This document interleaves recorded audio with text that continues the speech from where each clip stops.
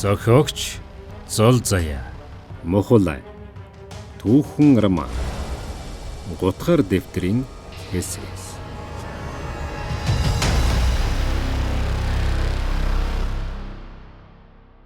Хатан бүвээ усан жиргэнээс салмааргүй санагдан зэгснээс холдохгүй цэнгэг агарын дагшин чимээнд дуусан. Талын улан шороонд улдж хоцрон гав гинж зүүсэн шиг хаашаач явж чадахгүй зүсээ харалтал өөрийг нь зүхэж байсан нь угаагдан цэгээхэн хэрэн ширүүн урсгалд нь улам дасан хөвөөсөн захаас нь гармааргүй болголоо. Хэрлэнгийн хөвөөнд буудлан намирсан бургасан өөрт нь хань болон олон навчсан нуувч нь байсаар сарын хугацааг үдэжээ. Долгион үргэлж давалгаалуулан цохоо ирмэгтэй шүргэн хуулан удах өвсний шүүдэрт алхалан хөлөө унжуулан суулаа. Ийм жаргалыг амсаагүй өнөө хүртэл чулуу хад бүдэргэнд ам зогоож байсан нь бодогдсон. Хад хэдийн нөмөртөж хад шиг хатгуул болгодог юм байна. Хэр талд хөндийчгэлээ хүний сэтгэлийг тавиран болгодог байх нь. Хэрлэнгийн шугуу ганцаардл гашууныг угааж өгдөг шидтэй гэмээр юм. Ханга газрын толио ингэж хүний сэтгэлийг нэг хааж нэг онгойлгодог байхад талын уудам угааж өгдөг гайхамшигтай юм. Байгаль орчлон ингэж л хүйн хамт цөглөдгийн учир энэ байх гэж өөрийнх нь туулсан мөрийг нэхэн дурсан бургасан дунд харанхуй буутал суулаа. Өдөр бүрийг усан хаялд үгээ шингэн үйл нэхэх болсон түүнд хар санааг нь тайдгаруулан хор буглааг нугаахад цор ганц түшиг нь мэд санагдан хэрлэн мөрөнгийн угтах шингэх нартай уралдан бүгээхэн хөвөөнд нь ийн ганцаар явах нь ихслээ. Шингэх нар энэ тэнд зүслэн цугалзаад гялалзах шар цацраг нь нүдгэл буулан одоход чигнэс нь саламгүй усны мэрэл зан саран тусгалд мөнгөн очсоо гэрэлтүүлэн урснаа.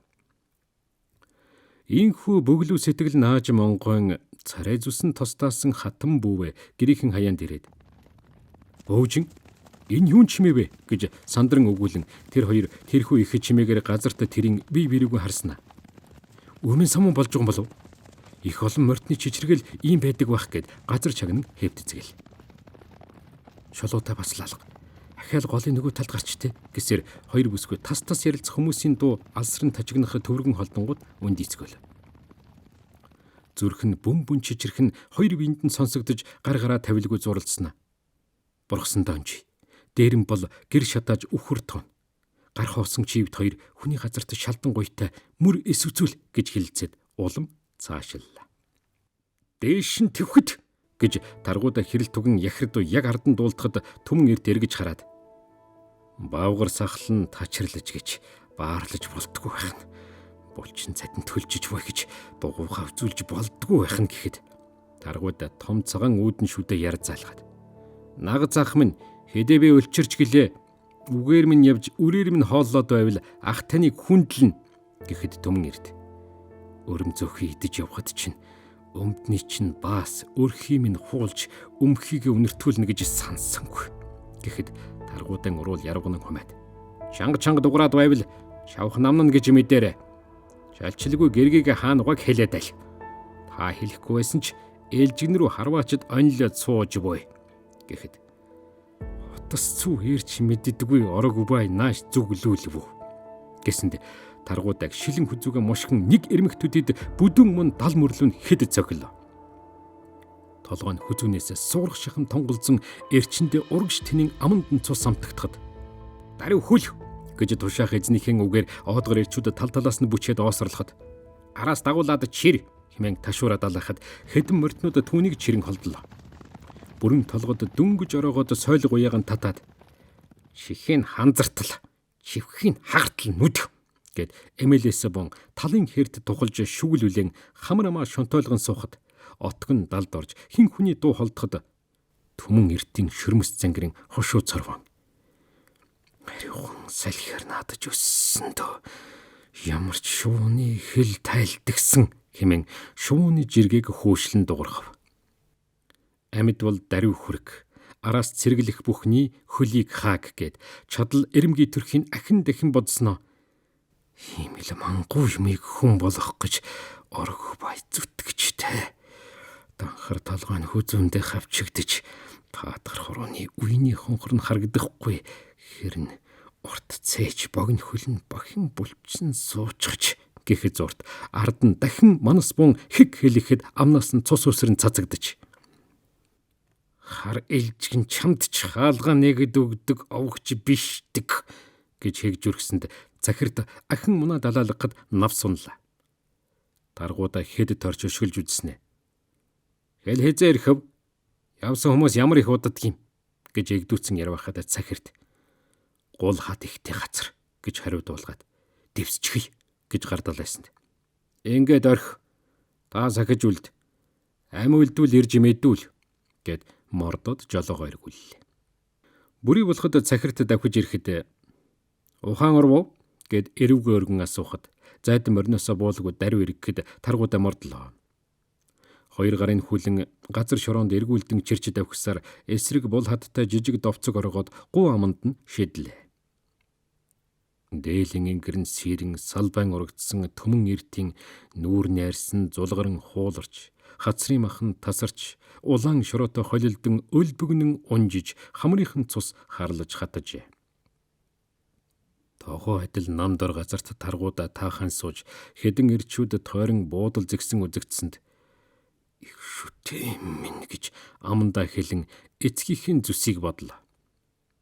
Бяцхан түүдгийг уллан дүүргэхэд улам бадраахад таргуудаа нарийн шовх үзүүртэй төмрийг улаасгаад.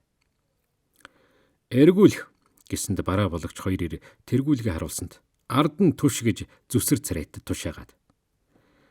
Наг цахам энэ ингэж цусаа юулж цовдаага ургуулах хэрэг юу? Ангал нөхөр урсан чиг эргийн хүүхдий чинь олохол болно гэсэнд түмэн эртийн завжин өргөдөн яхир дугаар нээсэнд таргуудаа шүдээ зууснаа халуун төмрөөр гидсрүн нэг сүлбэн нэг гарган ахин дүрэн ахин авч жаал тохургснаа. Одоо та минь үгэд уулгах байлгүй гэд харалж хөхөрсөн нүдийн твхтэн хүүхэн хараанд нь тулгаад. Өшөө хэрэг анта бүлийн арвууланд болох юм гэд урсах халуун цустай төмрийг хэлээрэн долоолоо. Захирт ярван өгөөд ягалч өтгөрдөө. Энэ өмхий цусыг хууж ингэж байсах гэж ид. Их мэл авгалзуулсан байх. Ийм хараат нар үрийг нөхөх гэж химэн уурсангүй. Таргуудаа ингэж тамдах чинь зөв ус. Яс махны удам шүү гэсэнд таргуудаа хурцж ядныхан үзүүрээр ахийнхаа мөрийг нэвт цоолоод. Тайчуудын мөхөлийг дуудсан хүнийг өмөөрнө гинэ гэд улангасан дайрсанд эрвэр сахалтай эдэрээр таргуудааг дарж унгаад. Хэрв тийм бол чи өөрөө ал. Танай ах дүүгэн хэрэгт бид гараа бузарлахгүй явцгаая гэд түүнийг орхин давхилцсанд таргуудаа ахихын өдөөс. Хазгар бие гамнаж яваарай гэж шүүдэд зун хэлээд. Даруй сэрээ. Сэрээг нь цэвэлзүүлж сэмжийг гаргаж ял гэд халуун үзүүртэй төмөр ахин бүлэхэд төмөн эртээс авээч гарсангүйд хоёр ирийг заагаад. Эндэ маань гэд одлоо. Үүлэн цаадас өнгөө хувирган шаруулганаар эргэх үед сүүхэлсэн тэрэг болсон морьтнууд ахин толгоо орон гарч ирээд өнөөх ухаангүйрийн дэргэд зогслоо. Юун хүмүүс вэ? Чин гоёлтой тэрэг хөлсөснийг бодоход ихэс ноёд байх нь хэмээн бодсоор тэдний бараанаар нуугдлаа. Чулуудаа суг цагаан сайранд ирээд түмэн эртийн завилд суусан оронд суулаа. Нам гүн байхаагаад усны урсгал нь намуухан урсгах нь нэн таатай. Үнэхээр аниргүй юм байна. Энэ сугаар орох жимхүү атал яаж ирсэн бол? Дээлэн лав хуурай харагдсан. Дээрийн хөгс өдрөвчтэй отог юм болов. Тийм бол битүү бургас ороовол лав 2 өдөр болно доо гэж өөртөгөн ярьж суутал. Сайран дээрх жижиг чулуунууд дэржигнэн хөдөөсөнд чулуудаа шууд ус руу орон хэвтжээ.